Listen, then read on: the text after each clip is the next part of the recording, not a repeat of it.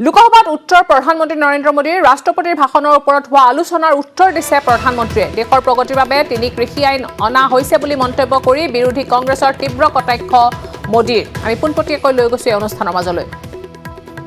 सामूहिक योगदान कश्मीर से कन्याकुमारी तक, कच्छ से लेकर कामाख्या तक, जब हर भारतीय का पसीना लगता है तब जाकर के देश आगे बढ़ता है। मैं कांग्रेस के साथियों को याद दिलाना चाहता हूं कि देश के लिए पब्लिक सेक्टर जरूरी है तो प्राइवेट सेक्टर का भी भागीदारी उतनी ही आवश्यक है। सरकार ने मोबाइल मैन्युफैक्चरिंग को प्रोत्साहित किया, प्राइवेट पार्टियां आई, मैन्युफैक्चरर्स आए। आज गरीब से गरीब परिवार तक स्मार्टफोन पहुंच रहा है।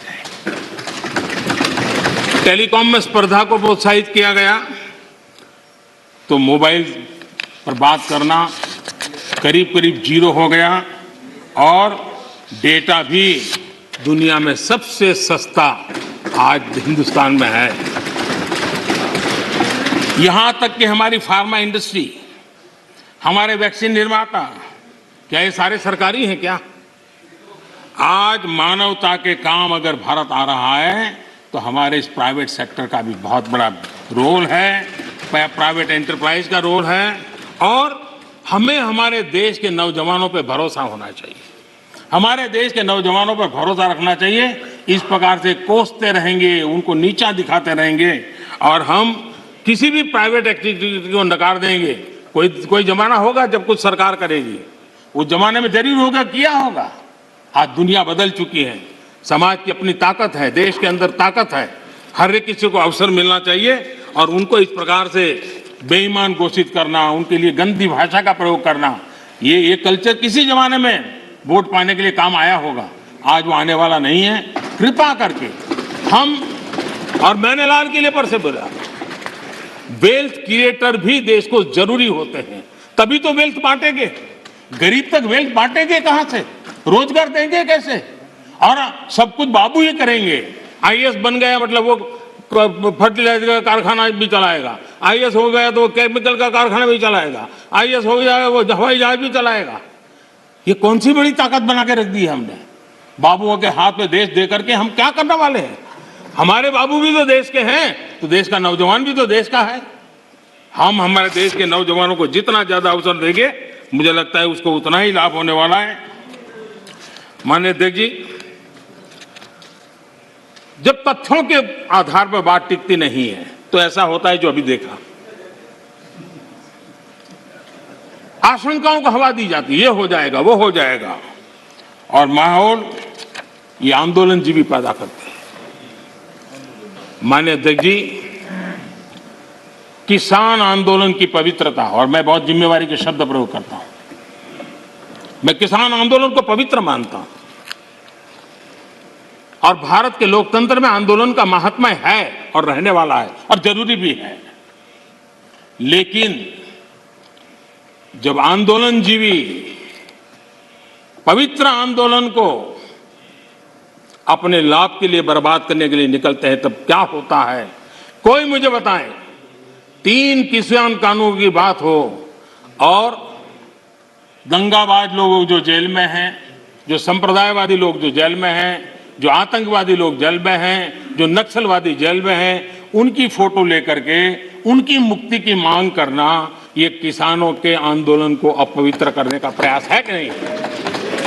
माननीय अध्यक्ष जी, इस देश में toll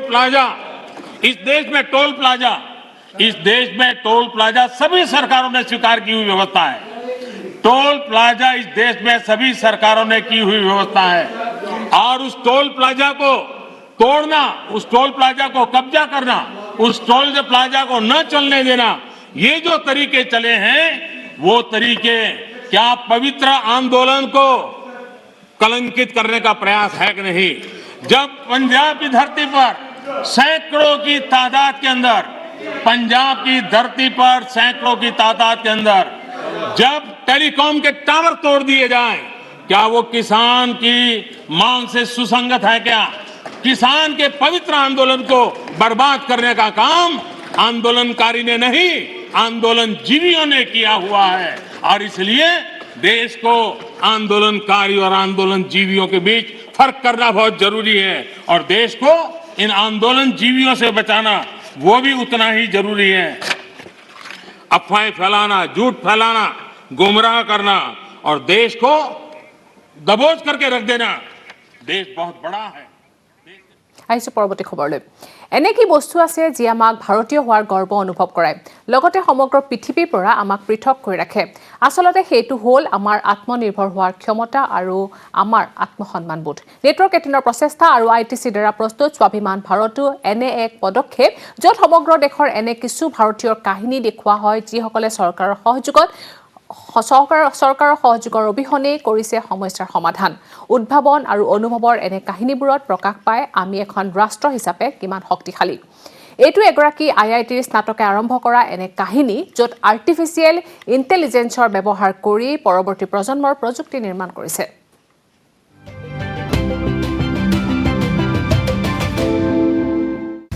IIT Roorkee graduates Saurabh Gupta and Akshay Deshraj set out to bridge an important gap in India's digital transformation with Vernacular AI.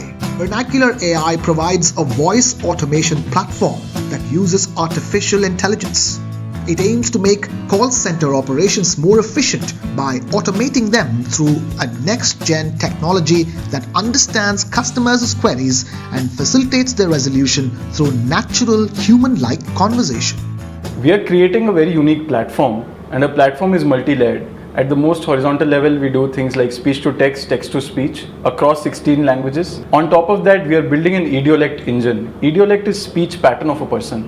So listening to audio of a person, we can figure out age, gender, dialect, accent, tonality, vocabulary, and a few other things.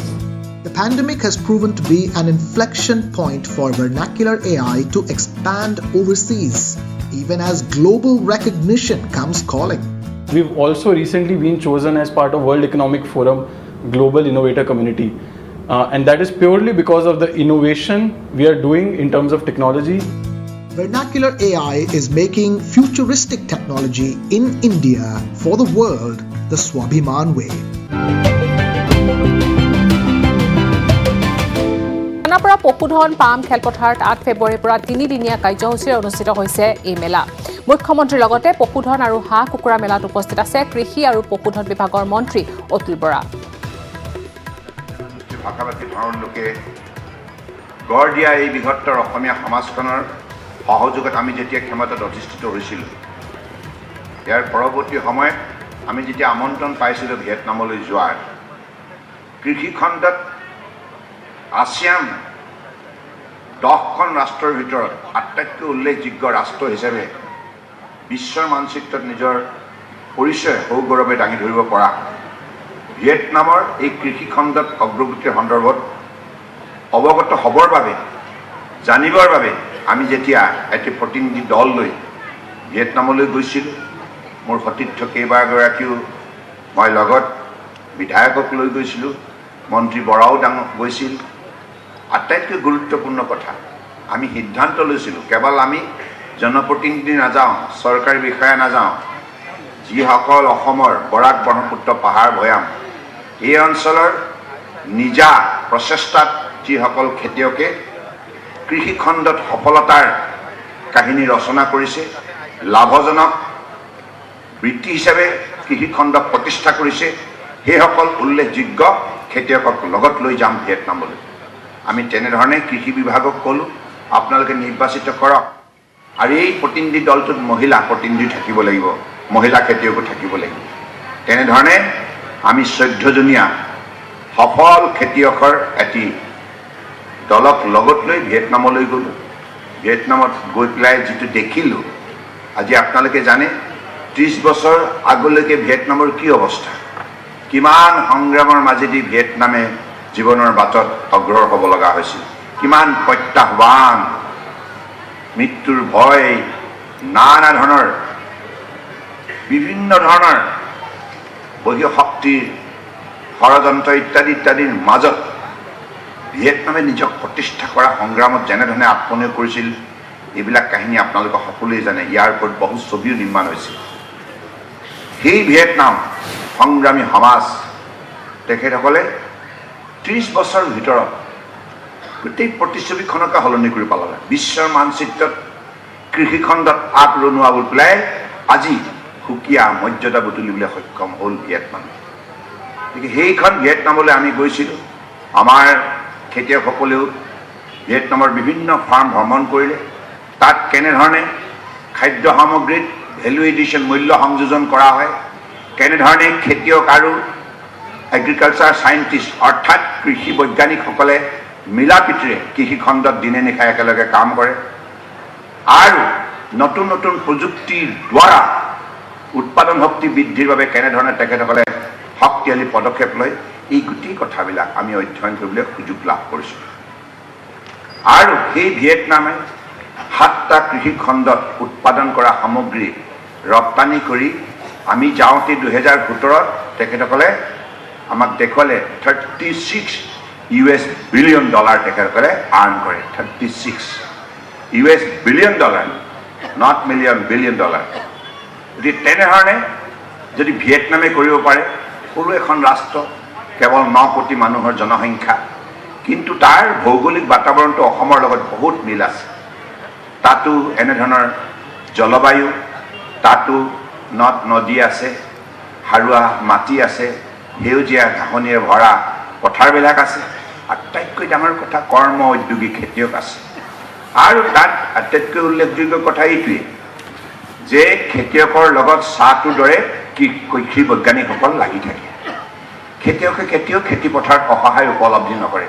কিবা কথাত যদি কিবা অসুবিধা পায়, লগে লগে কৃষি বৈজ্ঞানিকসকলে খেতিয়কজনক নানা ধৰণৰ দিহা পৰামৰ্শ দি কৃষিখণ্ডত বিশেষভাৱে উৎসাহ যোগান ধৰে, মনোবল যোগান ধৰে, দক্ষতা প্ৰদান কৰে। সেই একে মানসিকতাৰে আমিও মাননীয় প্ৰধানমন্ত্ৰী নৰেন্দ্ৰ মোদী ডাঙৰীয়াৰ আশীৰ্বাদত অসমৰ বুকুত কৃষিখণ্ডত আমি অগ্ৰগতি লাভ কৰাৰ নিমিত্তে বিভিন্ন ধৰণৰ ইয়াতো সিদ্ধান্ত লৈছোঁ। মই নিজেও কৃষি বিশ্ববিদ্যালয়লৈ গৈছোঁ। এয়া আছিল পোনপটীয়া সম্প্ৰচাৰ। পশুধন আৰু হাঁহ কুকুৰা মেলাৰ পৰা মুখ্যমন্ত্ৰী সৰ্বানন্দ সোণোৱালৰ ভাষণ। এয়া আছিল পোনপটীয়া সম্প্ৰচাৰ। আহিছোঁ পৰৱৰ্তী খবৰলৈ। কলিয়াবৰত বিঘাই বিঘাই নষ্ট হৈছে আলু খেতি। কোনো পোক পতংগৰ আক্ৰমণত নহয়, আলু খেতিত চলিছে এক্সকাভেটৰ খণ্ডন। আলুত উঠিল এক্সকাভেটৰ। বিঘাই বিঘাই নষ্ট আলু খেতি। কলিয়াবৰত কৃষকৰ হাহাকাৰ। এই দৃশ্য কলিয়াবৰৰ বৰালি গাঁৱৰ। পাইপলাইন স্থাপনৰ বাবে অইল ইণ্ডিয়া কৰ্তৃপক্ষই কোনো ধৰণৰ আগতীয়া জাননী নিদিয়াকৈ আলু খেতিৰ ওপৰত যধে মধে খনন চলাই নষ্ট কৰিছে বিঘাই বিঘাই আলু খেতি, যাৰ ফলত মূৰে কপালে হাত দিবলগীয়া হৈছে কলিয়াবৰৰ বৰালি গাঁৱৰ এইসকল কৃষকে। আমাৰ কোনো জাননী নিদিয়াকৈ, কোনো অইল কৰ্তৃপক্ষই কোনো জাননী নিদিয়াকৈ আমাৰ এই ডেৰ মাহমান মাত্ৰ হৈছিলে আলুখিনি, মানে আলু গছত লগাই নাই, অকণ অকণ চিকৰি হৈছিলে।